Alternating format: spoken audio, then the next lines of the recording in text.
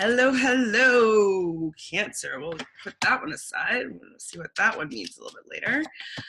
So this is a love and relationship reading for Cancer for the month of April 2018.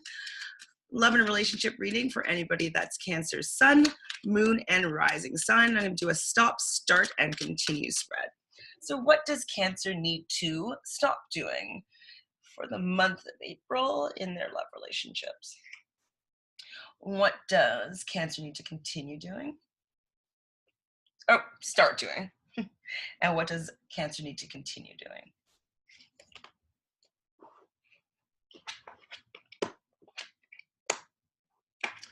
So in the stop position, I pulled the 10 of Pentacles. So in the stop position, like usually this is a very good card. It's usually about like balancing your family life and your home life and your finances, and everything's flourishing and good, and your investments are doing well, and everything's pretty hunky-dory, kind of on the outside, in your material world.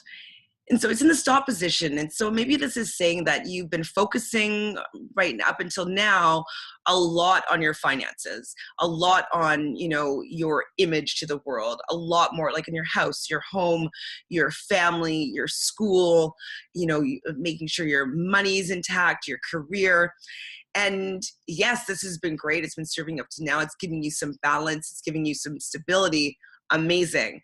But it's kind of saying to maybe stop doing that right now. And if you are looking for a love relationship, that maybe now you need to start putting as much energy, as attention as you have been in your material world, and do it a little bit more on your emotional world.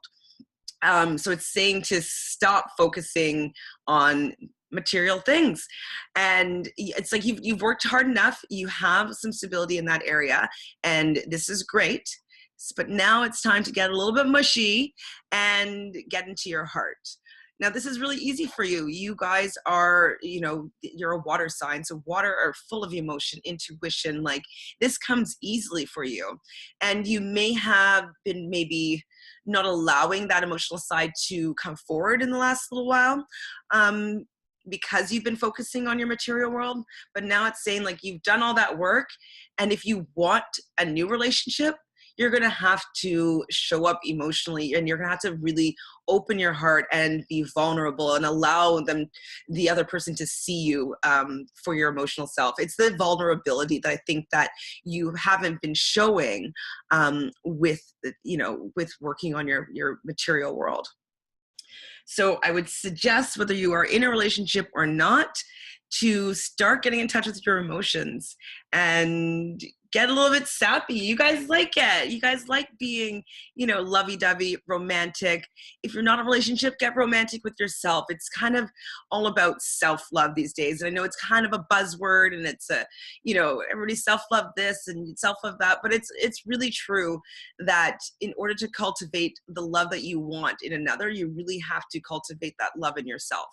And it's just like you haven't been focusing on yourself in the last little while because you've been taking care of everything on the outside. So now you need to put all that same energy into loving yourself on the inside. And once you continue doing that, it's going to reflect and attract an ideal match for you. And if you are really in a relationship, you even changing the way that you are loving yourself, your partner is actually going to start to love you a little bit differently, and you're going to treat your partner a little bit differently. So it's just going to kind of morph your relationship in one that's a little bit more immersed in the love energy and in like more heart-centered.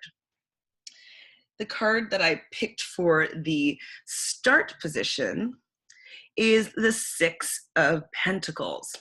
So, this is really interesting that, we got 2 Pentacles card. We're talking about a love reading here. So this is one of, one of the great biggest money cards in the deck. And this one, I usually denote it towards charity. So maybe there needs to be a little more generosity. Are you doing any tithing? Are you, donating to a church or a charity? it's also saying like your generosity to the world is also going to reflect in how you attract relationships.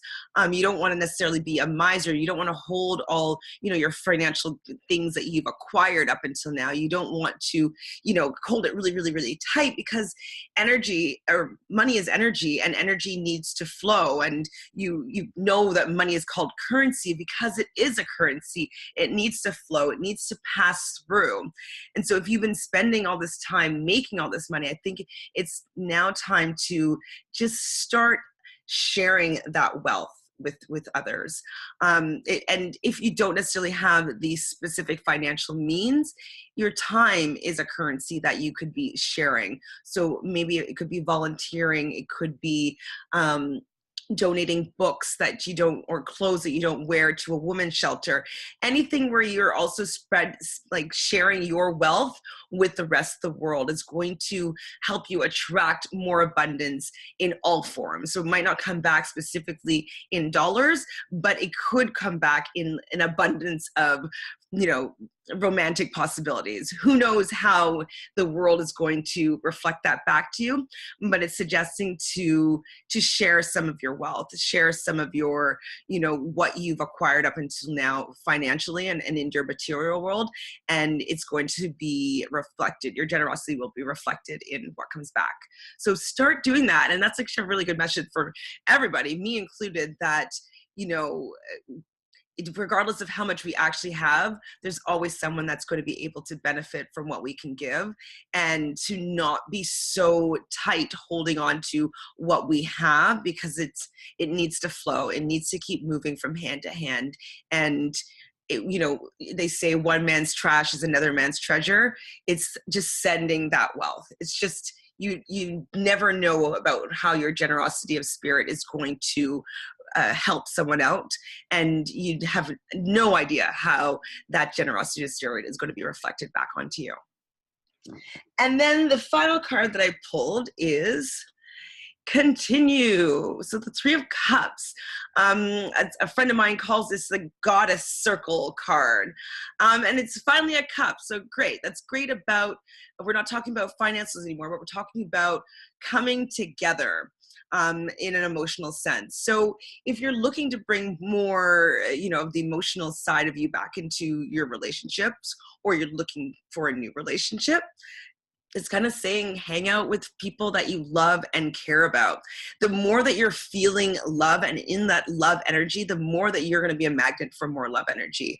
If you're always in a good mood, if you're always happy, if you're always, with people that you love, appreciate, even animals and pets, like the more that you're vibrating the love energy, the more love energy is going to be coming to you.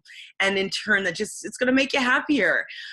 Just like finances and material world, yes, it's great to feel stable, and your outside world does reflect what's going on the inside, absolutely. But when you're happy, nothing else matters. And when you're around people that you love and care about, nothing else matters. And so it's saying to continue being the person that brings people together, continue being, your Cancerian self. You love family and community, and, in an emotional sense, having people come together. So maybe, you can combine, some philanthropic work with your friends and family, and maybe do a venture together. And if you're not in a relationship, maybe it's when you have these two things come together that you're going to meet, somebody that's in alignment with, your generosity and your love for gathering people and that you love together. And then, so this one jumped out from me. So it's the Ace of Pentacles. So it's saying a new beginning, usually in your material world. And this is the 10. So 10 is like a new beginning, but with lessons learned. So what this is telling me, because these are kind of basically the same card. This is kind of like, down the road, you start with this and you end with this. It's kind of telling me that maybe right now you need to look at your finances a little bit differently. And it's suggesting to me that, looking at charity work, I just keep on hearing charity work, and really have a new relationship with money and your material world. Start a new venture of some sort. because I think that within, you know, your finances and your material world and your career and all that stuff, that's actually how you're going to meet your partner.